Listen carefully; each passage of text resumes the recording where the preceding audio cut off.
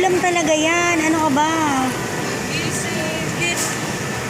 Ba't ginigising mo yung mga yan? Ang lalaki ng mga fish. Sa amin kasi nasa ano po, nasa sapa. Ha? Hindi kasi sa amin.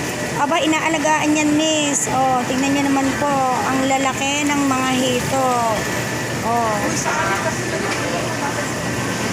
Inuulam talaga yan. Masarap yung mga hito na yan. Bakit mo ginigising yan? Masarap kaya yan. mataba siya. Mataba siya na sa kapaya. Hindi mo ba kinakain yan? Hindi ka kumakain yan? Masarap yan. Oh.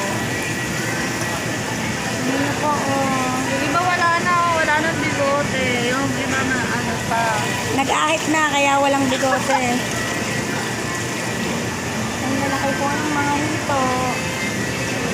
Masarap to ihaw o kaya adobo sa gata. Ang galing naman nila meron pa silang falls.